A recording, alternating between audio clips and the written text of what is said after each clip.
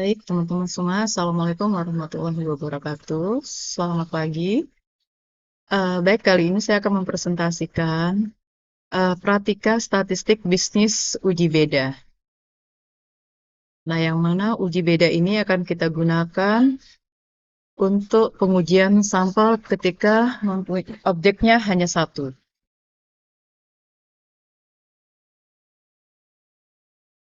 Nah, uji beda rata-rata satu sampel digunakan untuk menguji ketepatan data satu objek atau sampel dibandingkan dengan angka tertentu. Kemudian kita coba analisis uji beda satu sampel, yaitu untuk mengetahui statistik parametrik menggunakan t-test, sedangkan untuk statistik non-parametrik menggunakan run-test dan binomial. Kemudian rumus uji beda yang kita pakai adalah rumus uji beda satu sampel dengan menggunakan rumus T sama dengan X bar dikurang mu per sampel bagi jumlah data yang kita uji. Baik, kita lanjut. Nah, kita akan mendapatkan rumus tersebut ke dalam sebuah kasus uji beda yang akan kita coba di sini, yaitu contoh kasus uji beda satu sampel yang kita gunakan. Baik, kita akan coba pada kasus ini, seorang peneliti ingin melihat apakah terdapat abnormal return akibat adanya peledakan bom di Makassar. Nah, rata-rata return selama setahun terakhir adalah 0,05. Untuk itu diambil 15 sampel emiten. Adapun data return yang diperoleh seperti di bawah ini, apakah cukup bukti yang menyatakan bahwa peledakan bom di Makassar membuat harga saham menjadi turun?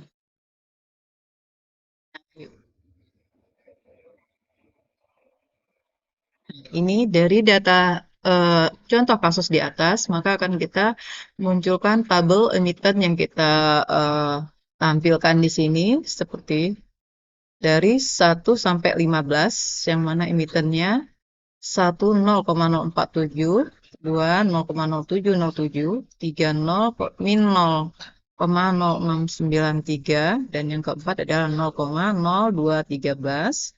Emiten 5, 0,00. Emiten 6, min 0,90. Emiten 7, 0,040. Yang ke-8, 0,0474. Emiten 9, 0,0248. Dan emiten 10, 0,141. Yang 11, 0,0115. Emiten 12, 0,0212. Emiten 13, 0,0255. Emiten 14 adalah 0,137. Yang ke-15 adalah 0,0212. Baik, kita lanjutkan. Nah, judul dari kasus di atas bisa kita ambil tentang analisis pengaruh bom Makassar terhadap harga saham di BEI.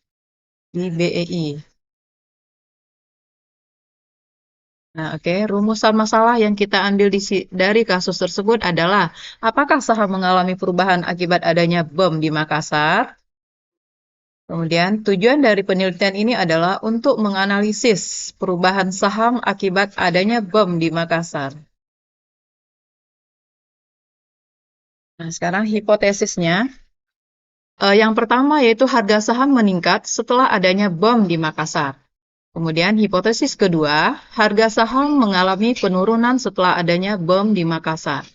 Hipotesis yang ketiga adalah harga saham mengalami perubahan setelah adanya bom di Makassar. Baik, kita lanjutkan.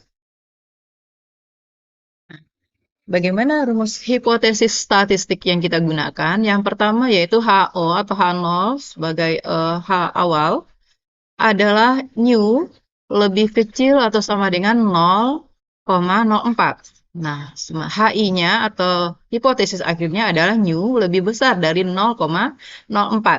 Kemudian untuk hipotesis yang kedua, H0 sama dengan new lebih besar atau sama dengan 0,04. Sementara HI, hipotesis akhirnya adalah new lebih besar dari 0,04. Hipotesis yang ketiga, H0-nya adalah new sama dengan 0,04. Kemudian HI-nya atau hipotesis akhirnya adalah new tidak sama dengan 0,04.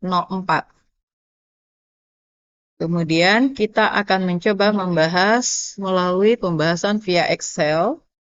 Nah, via Excel ini akan menggunakan tabel di sini yang sudah kita buat seperti emiten tampilan di layar. Nah, ini setelah kita mencari rata-rata dari emiten tersebut, nah maka dapat hasil yang kita peroleh yang akan kita tampilkan di dalam kurva ya. Nah, kemudian seperti kurva ini yang ditampilkan. L adalah 7613 atau 0,05 yang tingkat kelemahannya 0,05.